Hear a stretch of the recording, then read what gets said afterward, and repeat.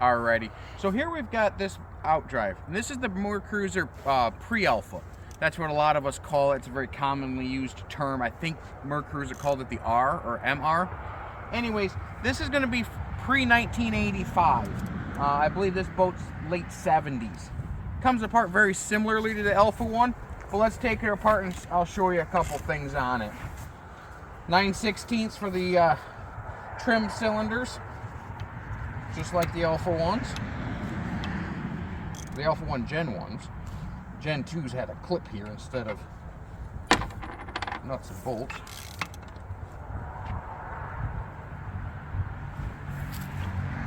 I find it easier to get these off first, especially when it's trimmed up as high as it is, like it is now. It'd be easier than trying to get these off afterwards. Alright, so I'm gonna pop these off. One side will come off easier than the other generally, but that's how life goes. Sometimes you can pull it all the way through, but like normally, this is what happens. It's most of the way through, but not quite all the way. And it becomes a bear. Of course, go to show you something, and then it makes it more difficult. Sometimes you can just manhandle them. A lot of it, like I've said before and other things, is going to be, are you going to keep this to sell, or are you screwing around with it to take it into the scrap metal yard? Which is what this one's going to be. So then you just give it a little persuasion.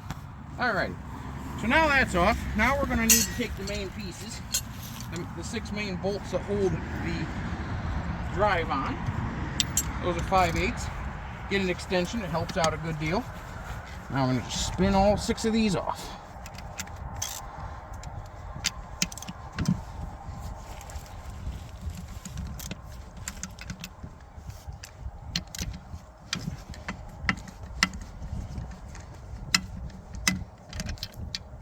Alrighty, I've said it in other videos, but I'm going to say it again.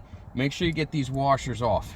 If you leave them on, they don't look like they're going to do anything, but frequently they'll end up binding this up when you're trying to take it off, and you'll be tempted to say some choice words. Save yourself that headache and just take them off to begin with.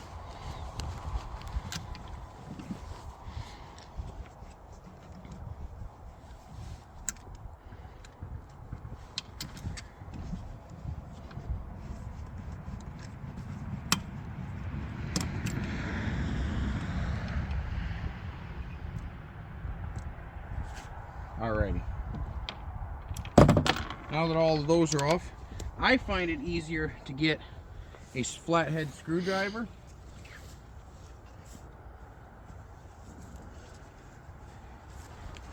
And right here on both sides is a slight cutout. Just enough for a screwdriver to get in. Start it with the screwdriver, and then you can come back with the pry bar, or sometimes, if you're lucky, you can just wiggle and jiggle it and get it off. But a pry bar generally helps out.